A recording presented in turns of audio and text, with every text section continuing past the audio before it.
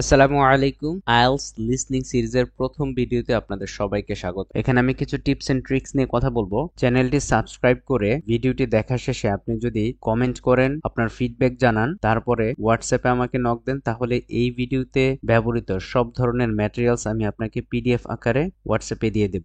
প্রথমেই আমি একটা কথা বলে রাখি, আইএলটিএস এর প্র্যাকটিস করাটা কিন্তু চারটেখানি কথা নয়। এটা খুবই কঠিন কাজ এবং কষ্টসাধ্য কাজ। এই কাজটি সবার দ্বারা সম্ভব নয়। শুরুতে আপনি খুব মোটিভেশন নিয়ে পড়াশোনায় বসে গেলেন, 2-3 দিন পরে যখন দেখলেন আইএলটিএসটা আসলেই যতটা সহজ ভেবেছিলাম ততটা সহজ না, এটা আসলেই অনেক কঠিন, সেক্ষেত্রে আপনি মোটিভেশনটা হারিয়ে ফেলেন। আপনাকে আমি কোয়েশ্চেন করব, আপনি কেন আইএলটিএস দিচ্ছেন?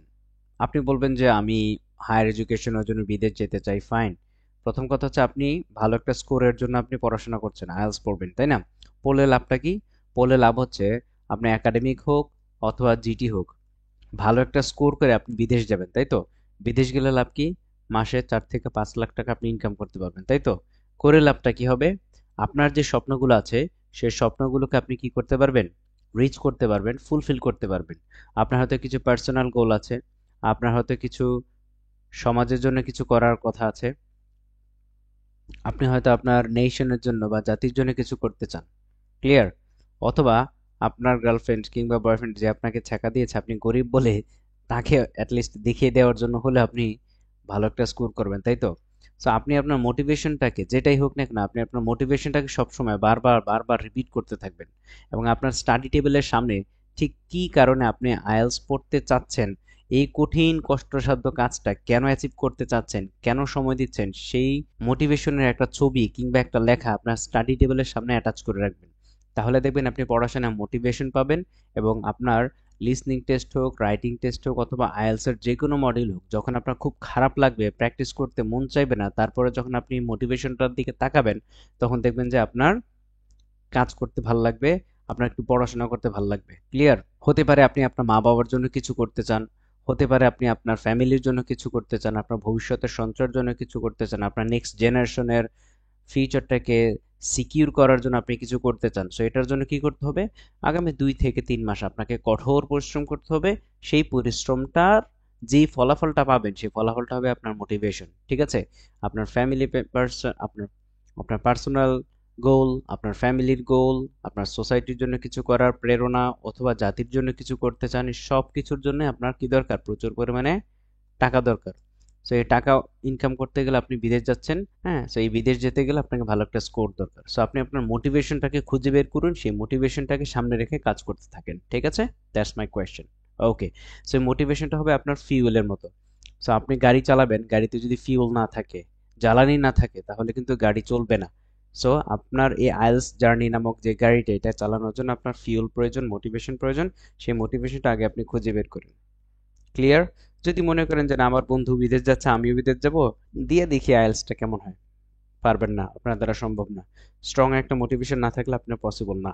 এখন আমি কিছু টিপস এন্ড ট্রিক্স নিয়ে কথা বলবো, যে টিপসগুলো পরীক্ষার আগে কি কি কাজ করবেন আপনি, সেটা important. Number 1, develop your focus. এই ফোকাসটা কি? মনে করেন আমাদের আইএলটিএস লিসনিং টেস্টের আমাদের মোট সময় থাকবে 40 মিনিট, ধরলাম যে বাড়িয়ে কমিয়ে 1 ঘন্টা, হ্যাঁ? 40 মিনিটে কয় সেকেন্ড হয়? 2400, মানে হচ্ছে 2400 সেকেন্ড।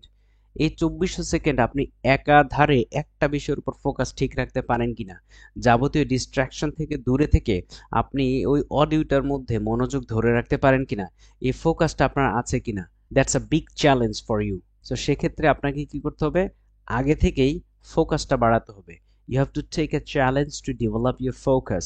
আদারওয়াইজ এক্সাম হলে আপনি কখনোই এই 40 মিনিট একাধারে একটানা কানে হেডফোন দিয়ে আশেপাশের সব দুনিয়া থেকে নিজেকে দূরে রেখে অডিওতে মনোযোগ দিতে পারবেন না। সো আমি বলবো পরীক্ষার আগে আপনাকে ডাবল ডাবল পরিশ্রম করে অভ্যস্ত থাকতে হবে। সেটা কিরকম?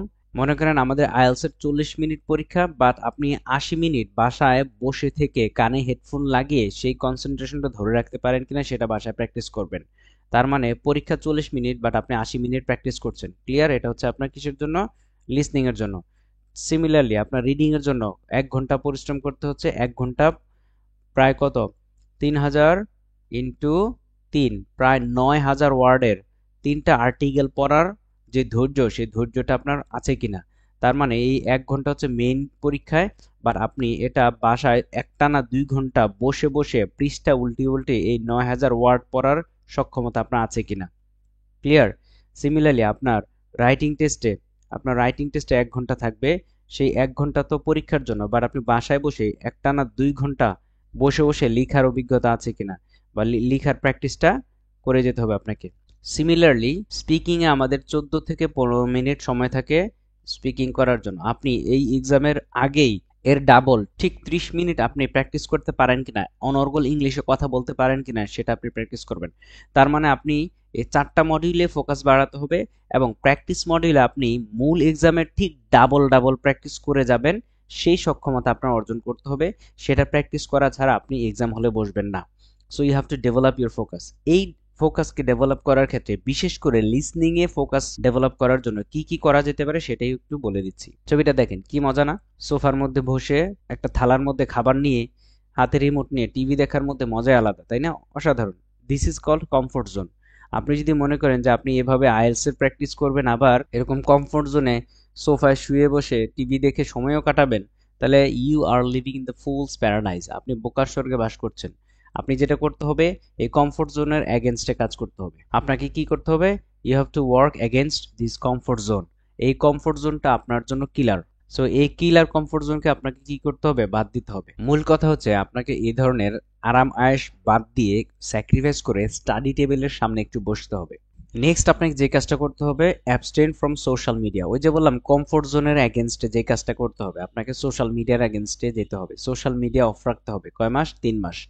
আপনার ফেসবুক বলেন, ইনস্টাগ্রাম বলেন, ইউটিউব বলেন, অথবা স্ন্যাপচ্যাট বলেন, যেটাই বলেন না কেন, এগুলোর থেকে দূরে থেকে আপনাকে কয়েকটা কাজ করতে হবে। ইউটিউবে যাবেন, ইউটিউবে গিয়ে আপনার সাবস্ক্রিপশন লিস্টে গিয়ে যত অপ্রয়োজনীয় চ্যানেল আছে সবগুলোকে আপনি কি করবেন? আনসাবস্ক্রাইব করবেন। মনে করেন আপনার কোন চ্যানেলটা আছে, এটা একটা চ্যানেল, এটা ফালতু চ্যানেল, এটাকে আপনি কি করবেন? আনসাবস্ক্রাইব করবেন। তো এরকম যত চ্যানেল আছে যেগুলো আপনার জন্য প্রয়োজন না, সেগুলো আপনি কি করে দিবেন? আনসাবস্ক্রাইব করবেন। শুধু আনসাবস্ক্রাইব করেই কিন্তু ক্ষান্ত হবেন না। আপনি যেটা করবেন, subscribe to some useful IELTS channels. English শিখায় বা শেখানো হয় এরকম চ্যানেলে আপনি সাবস্ক্রিপশন করে রাখবেন। যেমন আপনি আমার চ্যানেলটা সাবস্ক্রাইব করতে পারেন, বাংলা আইএলটিএস যেটা রাশেদ ভাইয়ের চ্যানেল সেটা সাবস্ক্রাইব করতে পারেন, তারপর হচ্ছে আইএলস বাংলাদেশ যেটা তৌকির ভাইয়ের চ্যানেল সেটা সাবস্ক্রাইব করতে পারেন। এরকম প্রচুর আইএলস রিলেটেড চ্যানেল আছে, সেগুলো সাবস্ক্রাইব করতে পারেন। ই টু আইএলস চ্যানেলটা, তারপর হচ্ছে এই যে ক্রিস ফেলের আইএলস অ্যাডভান্টেজ, তারপর অক্সফোর্ড অনলাইন ইংলিশ, এই ধরনের চ্যানেলগুলোকে আপনি সাবস্ক্রাইব করে রাখতে পারেন। এই কাজটি করলে আপনার যেটা লাভ হবে, মনে করেন আপনি অনেকক্ষণ পড়াশোনা করতে করতে একটু বিনোদনের প্রয়োজন হয়েছে, আপনি ইউটিউবটা একটু হাতে নিয়েছেন, হাতে নিয়ে দেখলেন যে ওমা, এখানেও দেখা যায় আইএলস এর বেস্ট কয়েকটা টিপস এন্ড ট্রিক্স পাচ্ছেন, আইএলস এর সাকসেস স্টোরি পাচ্ছেন, লিসনিং এর একটা মডিউল পাচ্ছেন, রিডিং এর কয়েকটা ইফেক্টিভ স্ট্র্যাটেজি পাচ্ছেন, ব্যান্ড 9 লেভেলের কয়েকটা স্পিকিং স্যাম্পল ভিডিও পাচ্ছেন। সো এভাবে আপনার কি হয়ে যাবে? নষ্ট হয়ে যাওয়ার সময়টাও বেঁচে যাবে। So this is very important. এই যে কাজটা করলেন এটাকে বলা হচ্ছে নেইবারিং ইফেক্ট। এই নেইবারিং ইফেক্টটা আপনার অপচয় হয়ে যাওয়ার সময়টাকে বাঁচাবে। আর ফেসবুক অ্যাকাউন্ট সম্পূর্ণ ডিঅ্যাক্টিভ করে রাখবেন, সেটা 3 মাসের জন্য। কারণ আপনি একটা নোটিফিকেশন চেক করার জন্য 1 মিনিটের জন্য আপনি ফেসবুকটা হাতে নিলেন, মানে মোবাইলটা হাতে নিলেন, কখন যে 1 ঘন্টা পার হয়ে গেছে আপনি টেরও পাবেন না। একবার যদি রিলসের মধ্যে আপনি ঢুকে যান, তখন একটার পর একটা এই যে আপনার মানে ডোপামিন কি হইতে থাকবে, নির্গত হইতে থাকবে। আপনি এই সাইকেলের মধ্যে, এই যে লুপের মধ্যে পড়ে গেলে, এই ম্যান হোলের মধ্যে পড়ে গেলে আপনি আর নিজেকে খুঁজে পাবেন না, ওখান থেকে রিটার্ন করাটা খুবই টাফ হবে। So this is my request to deactivate your Facebook accounts for 3 months. Okay? এই 3 মাস আপনি ফেসবুক থেকে দূরে থাকলে আপনার কিচ্ছু যায় আসবে না, বা একটা ভালো স্কোর আপনাকে অনেক দূর এগিয়ে নিয়ে যেতে পারে। এর পরের যে টিপসটা সেটা খুবই ইম্পর্টেন্ট, বাট এটা খুবই কঠিন, অনেকেই করে না। সেটা হচ্ছে ডু মেডিটেশন। আপনার ফোকাসকে ডেভেলপ করার জন্য আপনার মেডিটেশনটা খুবই ইম্পর্টেন্ট। এখন অনেকে বলতে পারেন যে ভাই এটা তো অনেক কঠিন কাজ, এটা কিভাবে করব? আমি বলবো যে ভাই, যে কোনো ভালো কাজের শুরুটা আপনি করবেন 2 মিনিট দিয়ে। আপনি প্রতিদিন 2 মিনিট করেন, একদিনে 10 মিনিট করার দরকার নেই, আপনি প্রতিদিন 2 মিনিট করেন যথেষ্ট। 40 দিন পরে আপনি যে একটা ম্যাজিক্যাল রেজাল্ট পাবেন, তারপর আমাকে বললেন, আইসে কমেন্ট করে জানেন ভাই আমি একটা ভালো রেজাল্ট পাইছি। মনে করেন অনেকের অনেক মোটা, মানে হচ্ছে মোটা বলবো না, মানে অনেকের স্বাস্থ্য ভালো, তারা ওজন কমাতে চায়। তো সেক্ষেত্রে তারা একদিনেই পুরা 2 ঘন্টা ব্যায়াম করে পরের দিন আর খবর নাই। সো আমি বলবো যে ভাই একদিন আপনার 2 ঘন্টা ব্যায়াম করার দরকার নেই, আপনি প্রতিদিন 2 মিনিট করে ব্যায়াম করেন, 10টা পুশ আপ দেন, প্রতিদিন 2 মিনিট করে ব্যায়াম করে দেখেন, 40 দিন পরে যে একটা রেজাল্ট পাবেন অসাধারণ। আপনি প্রথম দিন আয়নার সামনে দাঁড়ায় একটা ছবি তুলবেন, এরপরে ঠিক 40 দিন পরে একটা আপনি আয়নার সামনে দাঁড়ায় আরেকটা ছবি তুলবেন, নিজেই নিজের পরিবর্তনটা খেয়াল করবেন। তো আপনার মেডিটেশন 20 মিনিট 30 মিনিট করার দরকার নেই, আপনি 2 মিনিটের জন্য একটু মেডিটেশন করেন, চোখ বন্ধ করে ফোকাসটা ডেভেলপ করার চেষ্টা করেন। এরপরে যেটা হচ্ছে লিসেন টু পডকাস্ট, এটা খুবই ইম্পর্টেন্ট, ইংরেজি পডকাস্টগুলো শুনতে হবে। এটা কখন? এটার জন্য আপনার আলাদা রুটিন করার দরকার নেই, এটা হচ্ছে আপনার অপচয় হয়ে যাওয়া যে সময়টা, মনে করেন আপনি গাড়িতে আছেন, ঠিক আছে, গাড়িতে করে বাড়ি ফিরছেন কিংবা কোথাও যাচ্ছেন, ওই সময় আপনি কানেক্টে হেডফোন লাগিয়ে ইউটিউবে এই চ্যানেলগুলো, আমি এখানে চ্যানেলের লিস্ট দিয়েছি, এই চ্যানেলগুলোতে গিয়ে গিয়ে আপনি কি করবেন, খুব ইন্টেন্সিভ লিসনিং এর প্রয়োজন নাই, বুঝলেও ভালো না বুঝলেও ভালো, কোনো সমস্যা নেই, আপনি খালি শুনতে থাকবেন। শুনলে আপনার কি হবে, আপনার কানটা তৈরি হবে, এই কান দুইটা হচ্ছে ইনপুট, এই কান যদি তৈরি হয় তাহলে আপনি অটোমেটিকলি কি করবেন, আপনার ব্রেনটা প্রসেস করবে লিসনিংটাকে অ্যাচিভ করার জন্য, রিসিভ করার জন্য। ঠিক আছে, সো আমরা যদি এই পডকাস্টগুলো শুনি তাহলে আমাদের লিসনিংটা ক্লিয়ার হয়ে যাবে, আমাদের কান দুইটা তৈরি হয়ে যাবে আইএলটিএস লিসনিং টেস্টের জন্য। তো এখানে যে চ্যানেলগুলো দেওয়া আছে সেগুলো হয়তো সাবস্ক্রাইব করে রাখবেন, কাজে লাগবে। এরপর হচ্ছে ওয়াচ মুভিজ, এটা হচ্ছে আপনার ফ্রি টাইমে যদি আপনি মনে করেন যে আপনার 6 মাস হাতে সময় আছে, তখন আপনি কিছু মুভি দেখবেন, তবে হলিউড মুভি দেখার দরকার নেই, এগুলো বুঝতে হয়তো কঠিন হতে পারে। আপনি প্রথমে শুরু করেন হচ্ছে অ্যানিমেশন মুভি দিয়ে, আপনি লায়ন কিং দেখতে পারেন, Toy Story, Up, Finding Nemo, Coco, Inside Out, how to train dragon, Frozen, Raya the Last Dragon, Home, Zootopia, Minions, এই কয়েকটা মুভি আপনি দেখতে পারেন, অ্যানিমেশন মুভি, খুবই চমৎকার কিছু স্টোরি নিয়ে মুভিগুলো করা, তো আপনি চাইলে দেখতে পারেন। এতে করে আপনার কি হবে, লিসনিং এবং আপনার প্রনাউন্সিয়েশনটা ঠিক হবে। এবার আমরা দেখব এক্সাম হলে আমাদের কি কি অ্যাপ্রোচ মেনে চলা উচিত। প্রথমে আপনি ইনস্ট্রাকশনটা খুব ভালো করে পড়বেন। ইনস্ট্রাকশনটা কেন পড়তে হবে? কারণ এখানে ওয়ার্ড কাউন্ট নিয়ে কথা বলা হয়।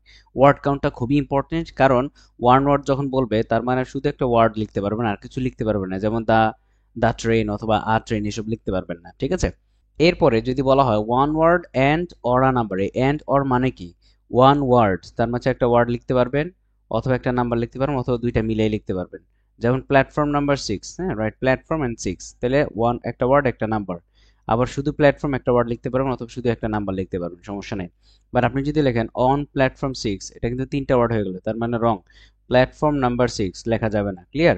এরপরে যদি বলা হয় right no more than two words, no more than two words and or number, এটা মানে কি দুইটা ওয়ার্ড লিখতে পারো, ওয়ার্ড ওয়ার্ড নাম্বার, অথবা ওয়ার্ড নাম্বার শুধু নাম্বার লিখতে পারবো, কোনো সমস্যা নাই, অথবা শুধু দুইটা ওয়ার্ডও লিখতে পারবো আমরা, ক্লিয়ার। কিন্তু আমি যদি 3টা নাম্বার লিখে ফেলি, বা 2টা নাম্বার লিখে ফেলি, অথবা 3টা ওয়ার্ড লিখে ফেলি, তাহলে কিন্তু আমার সমস্যা হবে। কিরকম? টার্মিনাল 2 লিখতে পারবো, টার্মিনাল হিট, অথবা শুধু টার্মিনাল লিখতে পারবো, হিট থ্রো টার্মিনাল লিখতে পারবো। কিন্তু আমি যদি লিখি হিট থ্রো এয়ারপোর্ট টার্মিনাল 2, তাহলে কিন্তু 4টা ওয়ার্ড হয়ে গেল, এটা আমি লিখতে পারবো না, ঠিক আছে। এরপরে আমাদের যদি বলা হয় নো মোর দেন 3 ওয়ার্ডস, এটা ইদানিং আসতেছে, নর্থ রোড স্টেশন, এটা আমরা লিখতে পারবো, বাট আমরা যদি বলি এরকম যে নর্থ রোড স্টেশন এন্ট্রেন্স, লিখতে পারবো না। ইনস্ট্রাকশনটা খুব মনোযোগ সহকারে শুনতে হবে এবং মনে রাখতে হবে। এরপরে যেটা স্পেলিংটা খুবই ইম্পর্টেন্ট, স্পেলিংটা খুবই খুবই ইম্পর্টেন্ট, তবে এখানে অ্যাকসেন্টটা যে কোনো একটা অ্যাকসেন্টের স্পেলিং হইলে হবে। যেমন আমরা যদি ধরি নর্মালাইজ, হুম, এটা জেড ই দিয়ে লেখা যায়, অথবা এস ই দিয়ে লেখা যায়। এই অ্যাকসেন্ট জনিত কোনো স্পেলিং এ সমস্যা হলে, মানে ভুল হলে কোনো সমস্যা নাই, মানে ডিফারেন্ট ওয়েতে আপনি লিখতে পারেন, সমস্যা নাই। কিন্তু আপনার পুরো বানানটাই যদি ভুল হয় তাহলে কিন্তু সমস্যা। যেমন এই প্লেজার জায়গায় এই এস এর জায়গায় আপনি যদি জেড দেন তখনই হবে সমস্যা। সো লিসনিং এর স্পেলিং গুলো ডেভেলপ করার জন্য আমি একটা পরামর্শ দিয়ে থাকি, সেটা হচ্ছে ক্যামব্রিজের প্রত্যেকটা বইয়ের শেষে এরকম আনসার স্ক্রিপ্ট দেওয়া থাকে, আনসার শিট।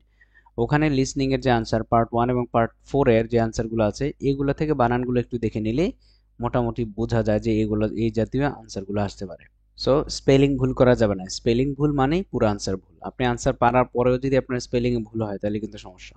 এরপরে সবচেয়ে মূল্যবান যে টিপসটা সেটা হচ্ছে প্রেডিক্ট দ্য আনসার, আনসারকে প্রেডিক্ট করতে হবে। এই প্রেডিকশনটা খুবই important, you have to guess the word, right. So আপনার এই প্রেডিকশনটা কেন ইম্পর্টেন্ট?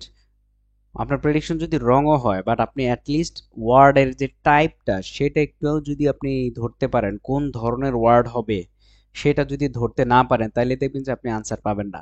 আপনি প্রেডিকশন যদি করে রাখতে পারেন, অ্যাটলিস্ট আপনি মিনিমাম দেখবেন যে আপনি আপনার 80% কি হয়ে যাবে, ওকে হয়ে যাবে। বিলিভ মি, আপনি যদি প্রেডিকশনটা ঠিকঠাক করতে পারেন, আপনার আনসার করার চান্সেস বেড়ে যাবে 80%। বিশেষ করে বেশিরভাগ দেখবেন যে 80% নাউন হয়, 10% অ্যাডজেক্টিভ হয়, 5% ভার্ব হয়, 5% অ্যাডজেক্টিভ হয়, অ্যাডভার্ব হয়। এইগুলোর মধ্যেই ঘুরে ফিরে আনসারগুলো হয়। এক্ষেত্রে আপনাকে একটু গ্রামাটিক্যাল নলেজ থাকা লাগবে। যেমন এখানে দেখা যাচ্ছে মানে হচ্ছে একটা, তার মানে এখানে একটা সিঙ্গুলার নাউন হবে, এখানে একটা সিঙ্গুলার নাউন হবে। ক্লিয়ার? আরো একটা জিনিস প্রেডিকশন করার জিনিস আছে, যেমন ধরেন উই ইমাজিন সামওয়ান, এই সামওয়ান মানে কি? একটা মানুষ। হ্যাঁ, লাইক আ ড্যাশ নিটিং, তাহলে সামওয়ান একটা মানুষ হইতে পারে যেটা কি করতেছে, সুতা দিয়ে কাপড় বুনতেছে, তাই না, সেলাই করতেছে। তাহলে সামওয়ান মানে কি? এখানে একটা মানুষের নাম হবে। এটা চাচা, খালা, মামা, ফুফা, তারপর হচ্ছে দাদা, দাদি, নানি, নানি, এই জাতীয় কোনো একটা মানুষের কিছু একটা হবে আর কি, মানুষ রিলেটেড একটা জিনিস হবে। রাইট? সো এটা যদি আমরা বুঝতে পারি তাহলে আমরা কিন্তু অনেক দূর আগায় যাব। ঠিক আছে? এরপর বলবেন যে আর ড্যাশ এগো, তার মানে এখানে কি বলবে? এগো যেহেতু বলছে, তার মানে এখানে একটা টাইমের কথা বলবে। সো এখানে টাইমের কথা কি বলতে পারে? মানে একদম ডে থেকে শুরু করে সেঞ্চুরি পর্যন্ত বলতে পারে, ডেকেড বলতে পারে, ইয়ার বলতে পারে, আই ডোন্ট নো, মান্থ বলতে পারে, উইক বলতে পারে। তাহলে এই জাতীয় কোনো ওয়ার্ডের জন্য আপনি কি থাকবেন? অপেক্ষায় থাকবেন, আপনার কানটাকে খরগোশের মতো খাড়া করে রাখবেন, যে টাইম রিলেটেড কোনো ধরনের ওয়ার্ড যদি বলে। ক্লিয়ার? আচ্ছা, এরপরে দেখবেন যে people are buying more for knitting nowadays. আচ্ছা, বাইং কি কি কিনতেছে? তার মানে কোনো একটা প্রোডাক্টের নাম হইতে পারে, বা কোনো একটা কম্পোনেন্টের নাম হইতে পারে। কোনো প্রোডাক্ট বা কম্পোনেন্ট বা ম্যাটেরিয়ালস এর যদি নাম বলে তখন সেটা হবে অ্যান্সার। তাহলে এই যে আমি একটু প্রেডিকশন করে নিলাম যে এখানে সিঙ্গুলার নাউন হবে, এখানে একটা টাইম টাইম হবে, হ্যাঁ, এখানে একটা সময়ের সীমার কথা বলবে, এখানে একটা কি বলতে পারে, প্রোডাক্ট বা ম্যাটেরিয়ালের কথা বলতে পারে। হুম, তারপর হচ্ছে gives support in the time of dash difficulty. তাহলে ডিফিকাল্টিটা কেমন ডিফিকাল্টি হইতে পারে? এটা সাপোর্ট দেয় কেমন ডিফিকাল্টি, মানুষের জীবনে কেমন ডিফিকাল্টি যায়। হ্যাঁ, অর্থনৈতিক ডিফিকাল্টি হইতে পারে, তারপর হচ্ছে সামাজিক ডিফিকাল্টি হতে পারে, মনস্তাত্ত্বিক হতে পারে, সাইকোলজিক্যাল হতে পারে। হুম, সো এই জাতীয় জিনিসটাকে যদি হালকা করে একটু প্রেডিকশন করি, হ্যাঁ, ধরেন এখানে আমি ধরলাম যে ফাইন্যান্সিয়াল হইতে পারে, হ্যাঁ, ফাইন্যান্সিয়াল হইতে পারে, ফাইন্যান্সিয়াল, হ্যাঁ, এটা যেহেতু আবার নাউন, সো ডেফিনেটলি এটার আগে কি হবে? একটা অ্যাডজেক্টিভ হবে। এই যে আমি প্রেডিকশনটা করে দিলাম, এটা করা মানে আমার 80% কাজটা শেষ। এবং এটা আপনি কখন করতে পারবেন? যখন আপনার একটু গ্রামার নলেজ থাকবে, হ্যাঁ, তারপর হচ্ছে বেশি বেশি পড়ার এবং লিসনিং শোনার অভিজ্ঞতা থাকবে, তখন আপনি এটা পারবেন। ঠিক আছে? সো আমরা দেখি আমাদের এই প্রেডিকশন গুলো ঠিকঠাক আছে কিনা। এই যে এখানে আমরা প্রথমে যে প্রেডিকশনটা করেছিলাম যে এখানে একটা মানুষ টানুষ কিছু একটা হবে, তাহলে দেখেন গ্র্যান্ড মাদার হয়ে গেছে। তার মানে এই গ্র্যান্ড মাদারটা যখন বলবে তখন লিখে ফেলবো। পরে বলেছিলাম একটা টাইমের কথা বলবে, যে ডেকেড, যুগের কথা বলছে, বা দশকের কথা বলছে। এরপর দেখেন ইকুইপমেন্ট মানে প্রোডাক্ট বা ম্যাটেরিয়ালের কথা বলেছিলাম, সেটাও হুবহু মিলে গেছে। তারপর দেখেন এই যে ইকোনমিক বা ফাইন্যান্সিয়াল, দেখছেন এই যে অ্যাডজেক্টিভ মিলে গেছে। সো এই জিনিসগুলো যখন আমরা প্রেডিকশন করতে পারবো তখন দেখবেন যে আমাদের কাজ অর্ধেক ওকে হয়ে গেছে। সো এই প্রেডিকশনটা করাটা খুবই ইম্পর্টেন্ট। আমরা পরবর্তী ভিডিওতে পার্ট 1, 2, 3, 4 এর আলাদা আলাদা টপিকের ভিডিও হবে, এবং অন্যান্য সকল কোয়েশ্চেন টাইপ নিয়ে আলাদা আলাদা ভিডিও হবে, সেগুলোতে আমি টপিক ওয়াইজ কথা বলবো। সো আজকে শুধুমাত্র টিপস এন্ড ট্রিক্স নিয়ে কথা হচ্ছে। ওকে, নেক্সট, অলওয়েজ কিপ মুভিং, এটা খুবই ইম্পর্টেন্ট। মনে করেন আপনি 32 নাম্বারটা ধরতে পারলেন না আনসার, এখন আপনি এখানে ডিটারমিন্ড যে না, আমি যেমনি হোক এই 32 নাম্বার আনসারটা উদ্ধার করেই তারপরে 33 নাম্বারে যাব, এটা হবে বোকামি। ক্লিয়ার? আপনাকে আনসার মুভ করতে হবে। আপনি যখন দেখলেন যে আপনি আর ওই সময়টা খুঁজে পাইলেন না, আপনার এখানে ইনক্রিজের জাতীয় কোনো একটা শব্দ বলে ফেলছে, so this is very important যে you have to keep moving. Clear? আপনি ওই একটার মধ্যে আহ, মানে খুব দিয়ে থাকলে হবে না, আপনাকে পরবর্তী আনসারের জন্য মুভ করতে হবে। ক্লিয়ার? সামহাও মনে করেন আপনার 33 নাম্বারটা মিসিং হয়ে গেছে, আপনার তো এই হেডলাইনটা অবশ্যই আপনাকে বলবে বেনিফিটস অফ নিটিং এ জাতীয় কোনো কথা বলবে। তখন আপনি যখন দেখতেছেন যে বেনিফিট নিয়ে কথা বলতেছে, তার মানে 33 নাম্বারটা আপনি লস করেছেন, আপনি হারিয়ে ফেলেছেন। সো আপনাকে পরবর্তী আনসারের জন্য রেডি থাকতে হবে, এখানে এসে খরগোশের মতো কানটা খাড়া করে অডিওটা খুব মনোযোগ সহকারে শুনতে হবে। এর পরবর্তী টিপস যেটা, সেটা খুবই ইম্পর্টেন্ট, সেটা হচ্ছে get to know different accents. Different accents কি? কিছু আমেরিকান অ্যান্ড কিছু ব্রিটিশ অ্যাকসেন্ট। এই দুইটা অ্যাকসেন্ট তো মূলত আমাদেরকে জানতে হবে, জানার ইয়ে থাকতে হবে। আর যেহেতু এটা আমরা ক্যামব্রিজের পরীক্ষা দিচ্ছি, বিশেষ করে আমাদের ব্রিটিশ অ্যাকসেন্টটা খুব ভালো করে শিখতে হবে। ক্লিয়ার? ব্রিটিশ অ্যাকসেন্টে ভাওয়েলের পরে আর উচ্চারণ হয় না, তাই তো? যেমন রিভার, হ্যাঁ, সো ওরা বলবে রিভা। ডিফারেন্ট ডিফারেন্ট অ্যাকসেন্টের উপর হয়তো একটা ভিডিও করতে পারি, সেটা দেখলে আপনাদের হয়তো ক্লিয়ার হয়ে যাবে আইডিয়াগুলো। এই ব্রিটিশ এবং আমেরিকান অ্যাকসেন্ট ছাড়াও কিছু ইউরোপিয়ান অ্যাকসেন্ট আছে, যেগুলো আপনার কাজে লাগবে। কেন কাজে লাগবে? বিশেষ করে পার্ট ওয়ানে সাধারণত একটা টেলিফোন কনভারসেশন থাকে। সো ওই কনভারসেশনে যে রিসেপশনিস্ট থাকে তার অ্যাকসেন্ট হয়তো ঠিক আছে, ব্রিটিশ অ্যাকসেন্ট এবং খুব সুন্দর হয়, কিন্তু যে কাস্টমার থাকে তার অ্যাকসেন্টটা ইউরোপিয়ান থাকতে পারে অথবা আমেরিকান অ্যাকসেন্ট হতে পারে। তো সেক্ষেত্রে এই ধরনের অ্যাকসেন্টে যদি আপনি আগে থেকেই ফ্যামিলিয়ার না হন, ইউজ টু না হন, তাহলে আপনি মূল পরীক্ষার হলে একটু বিপদে পড়বেন। সো আগে থেকে এই ধরনের অ্যাকসেন্টের সাথে পরিচিত হয়ে নিতে হবে। Next tip that is find your weakness. আপনার উইকনেস কি সেটা আপনাকে খুঁজে বের করতে হবে। কোন উইকনেস? আপনি কি গ্যাপ ফিলিং এর সমস্যা হচ্ছে আপনার, নাকি এমসিকিউতে সমস্যা হচ্ছে, নাকি ম্যাপ সলভ করতে সমস্যা হচ্ছে, নাকি লিসনিং এর ডাবল এমসিকিউ সমস্যা হচ্ছে, পার্ট 3-তে নাকি পার্ট 4-এ, নাকি বক্স ম্যাচিং এ, নাকি ফ্লো চার্টে? কোন টাইপ অফ কোয়েশ্চেনে আপনার সবচেয়ে বেশি সমস্যা হচ্ছে সেটা আপনাকে খুঁজে বের করেন। খুঁজে বের করে you have to turn your weakness into strength. তখন আপনি স্পেসিফিক্যালি এমসিকিউটাকে বেশি ফোকাস করেন। আপনি 40টা এমসিকিউ সলভ করে ফেলেন, আপনি 40টা ম্যাপ সলভ করে ফেলেন, আপনি ডাবল এমসিকিউ 20টা সলভ করে ফেলেন। এইভাবে যে আপনি যদি সার্চ করে করে কোন কোন স্পেসিফিক কোয়েশ্চেনে আপনার সমস্যা হচ্ছে সেগুলো নিয়ে যদি আপনি কাজ করেন, দেখবেন যে you can turn your weakness into strength. ঠিক আছে, এটা খুবই ইম্পর্টেন্ট। এর পরবর্তী লাস্ট টিপ যেটা আছে সেটা হচ্ছে you have to practice how to solve specific types of questions which effective strategies. So আপনাকে কি করতে হবে? ডিফারেন্ট ডিফারেন্ট স্ট্র্যাটেজি আলোকে ডিফারেন্ট ডিফারেন্ট কোয়েশ্চেন টাইপসগুলো সলভ করতে হবে, যেগুলো আমি খুব দ্রুত এই লিসনিং এর সবগুলো কোয়েশ্চেন টাইপের উপর আলাদা আলাদা ভিডিও দেবো ইনশাল্লাহ। প্রত্যেকটা সেকশনের উপর ভিডিও দেবো, আপনাদের কাজে লাগবে আর কি। Clear?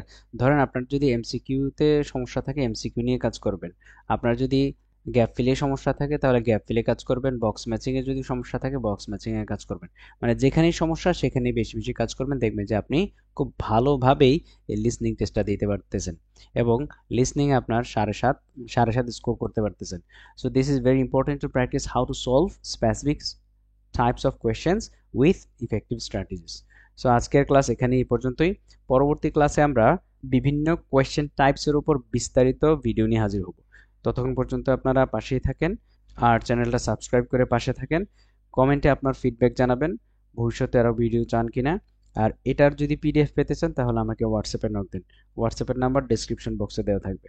That's all for today. আল্লাহ হাফিজ। আসসালামু আলাইকুম।